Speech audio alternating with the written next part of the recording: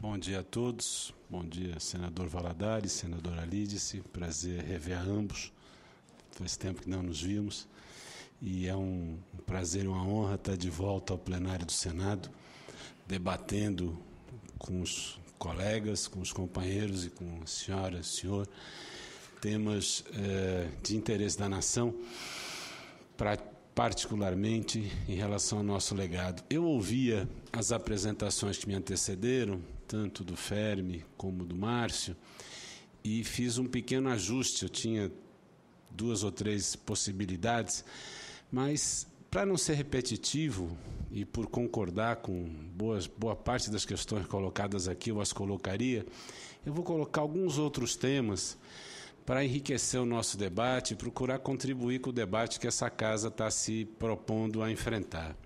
Então, rapidamente, essa é a Associação das Empresas Aéreas, ela representa, portanto, quando falamos aqui, praticamente a integralidade do mercado doméstico brasileiro de aviação, não é?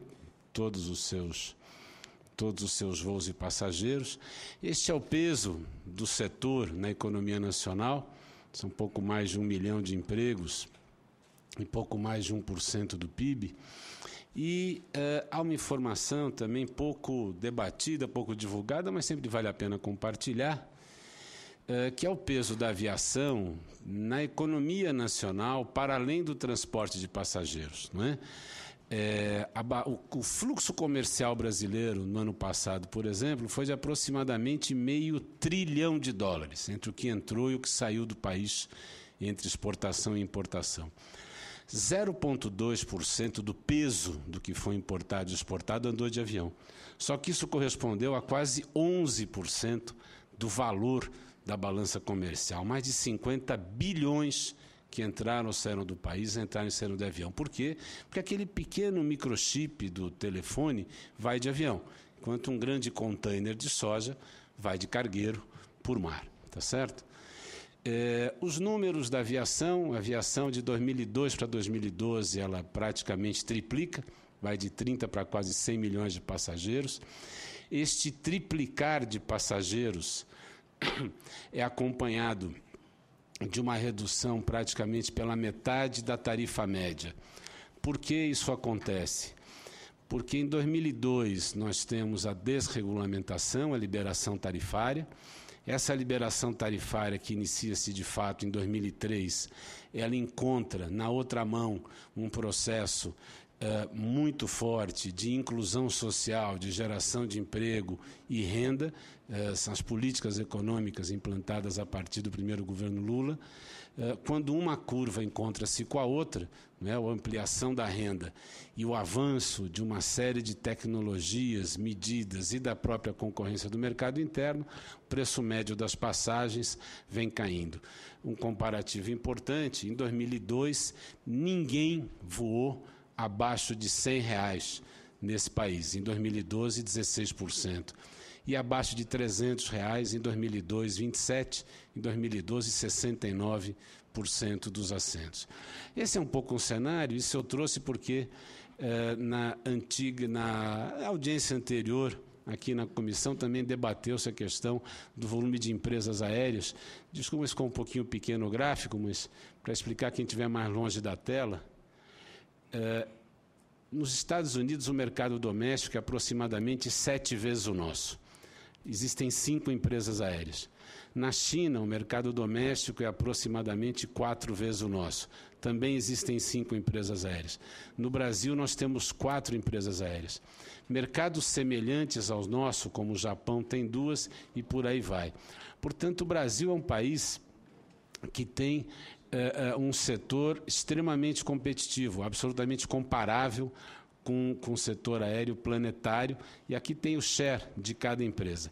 Mas é importante entender, e eu queria aproveitar essa oportunidade de compartilhar com a senhora e com o senhor senador estas informações, enquanto o preço do querosene de aviação é neste valor aqui nos Estados Unidos ou na China ou em Buenos Aires, para não ir muito longe, em torno de $3 o galão, no Brasil nós chegamos a $5 o galão.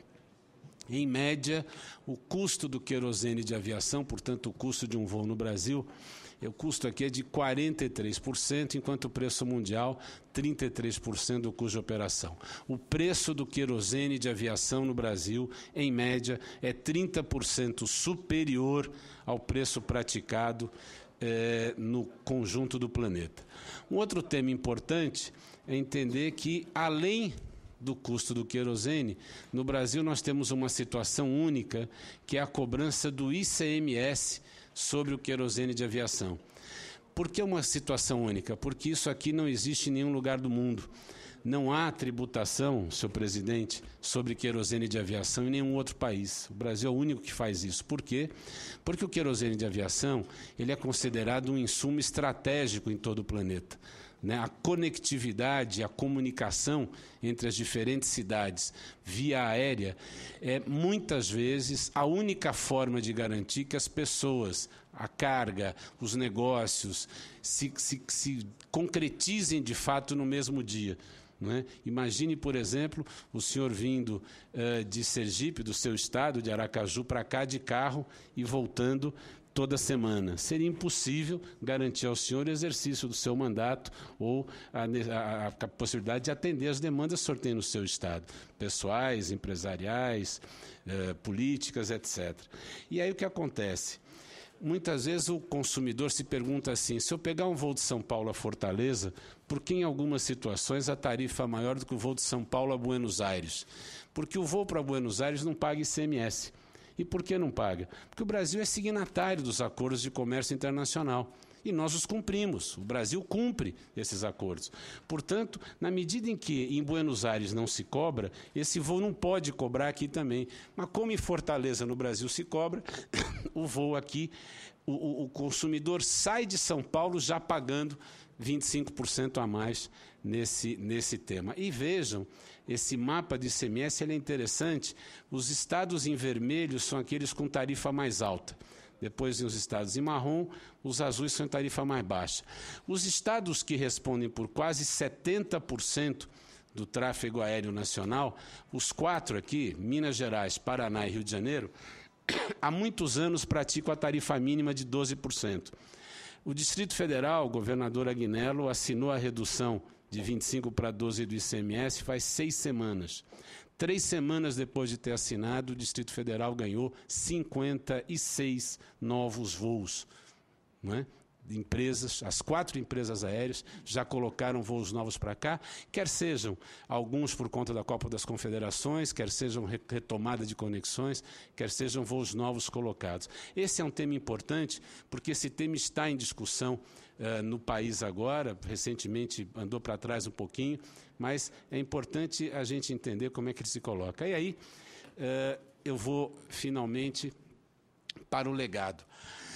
Do ponto de vista aéreo, qual é o legado que a gente pode ter por meio dos grandes eventos? Olha, eu entendo que os grandes eventos são um tema e um pretexto, senador.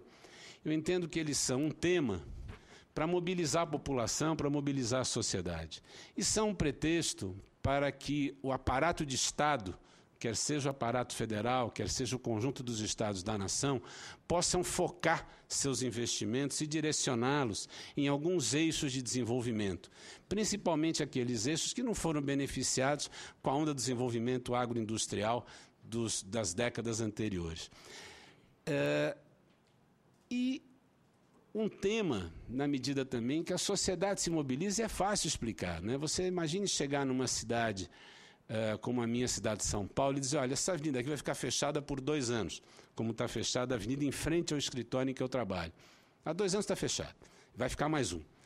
Aí, mas o que está acontecendo aqui? Porque vai passar aqui o metrô, para facilitar o tráfego de pessoas para a Copa do Mundo, para a Copa ficar legal. Aí você explica para as pessoas. Agora, se você parar para explicar que é o metrô, porque o fluxo de desenvolvimento econômico, tributário, as pessoas não se sentem identificadas com aquele projeto.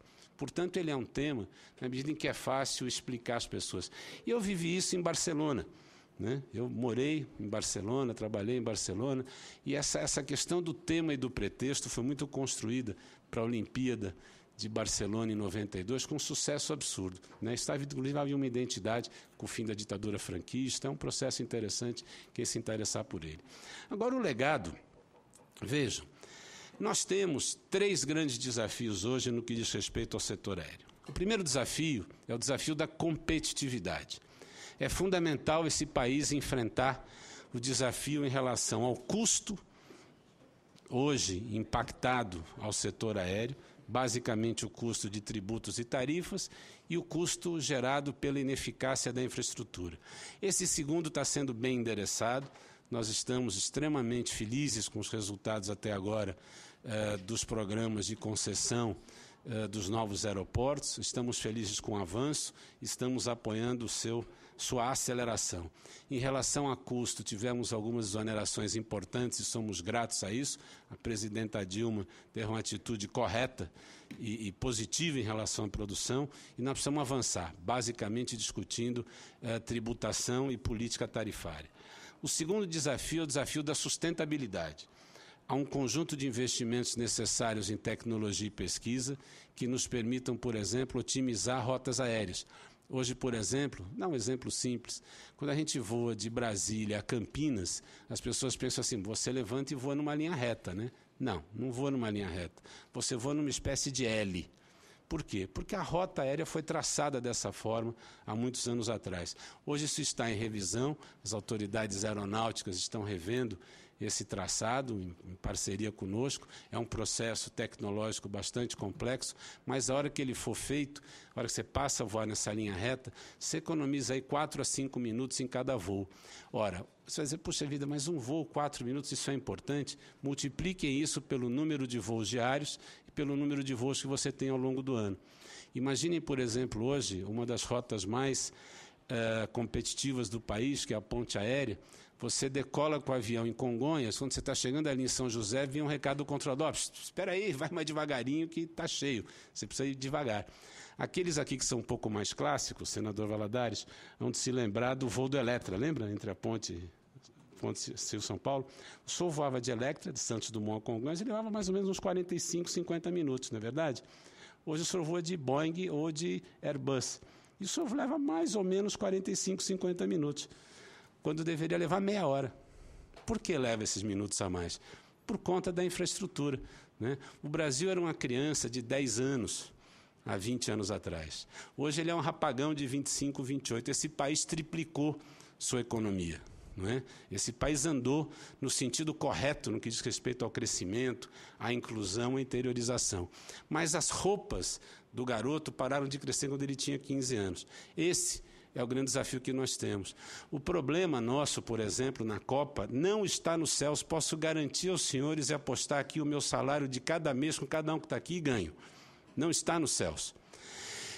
Todos os números, isso é público. Qualquer um aqui pode entrar na internet e pesquisar os números do movimento aeroportuário na África do Sul em 2010, na Alemanha em 2006 ou em Londres agora em 2016. O resultado que vocês terão é que o número de passageiros no aeroporto não se altera ao longo do mês do evento, dos meses do evento. Não se altera. O que muda é a qualidade do passageiro. Sai o passageiro corporativo, sai aquela pessoa que ia trabalhar porque é feriado no dia do jogo, porque a empresa cancela o evento. Nós trocamos o passageiro de terno e gravata pelo torcedor de camiseta. Dependendo de onde ele vem, é levemente alcoolizado, mas isso é outro problema. O fato é que o passageiro que viaja para uma reunião, para uma atividade corporativa, ele sai do avião. Posso concluir? Ele sai do avião naquele dia e é substituído pelo passageiro do pacote do lazer. O legado que fica é que no ano seguinte, na medida que a gente faça tudo corretamente, esse número cresce. Isso está nesses 3 lugares, é só pegar o dado oficial, ele é público, não é um dado secreto, não. Então, é importante e é positivo. E o terceiro desafio que nós temos que superar é o desafio das pessoas, né? Qual seja, nós precisamos ter gente treinada e capacitada para receber inglês, francês, espanhol, chinês, alemão, árabe, russo, etc. Esse é um desafio importante. No que diz respeito aos nossos serviços, estão procurando trabalhar para isso e estamos investindo, só nesse ano, fora da nossa estrutura, 10 milhões de reais, tá certo? Recursos do setor em treinamento e capacitação no sentido de permitir que esse serviço seja bem feito. Temos tido notícia de uma série de atividades e iniciativas por parte do Poder Público, saudamos e cumprimentamos a todas elas e entendemos que vem na direção correta. Portanto, o legado possível, na medida em que superemos esse desafio, senador Valadares, senador Alides e colegas, é um legado bastante interessante. Vejam os números que o setor aéreo brasileiro pode construir em 8 anos. O primeiro deles em passageiros é dos 100 milhões que batemos esse ano, dobrá-los para 200, de uma centena de aeroportos chegar a 170, de 500 para quase 800 rotas, crescer 700 mil empregos e chegar a quase 1.000 aviões. Tá certo? Isso é possível fazer, isso é factível de ser construído na razão direta do enfrentamento dos desafios a que eu me referi. Não são desafios simples, mas são desafios que estão à altura desta casa, à altura desse país e à altura da capacidade, não apenas dos empreendedores, mas daqueles companheiros que hoje são executivos e dirigentes do setor público nacional. Muito obrigado, perdão por ter cedido meu tempo.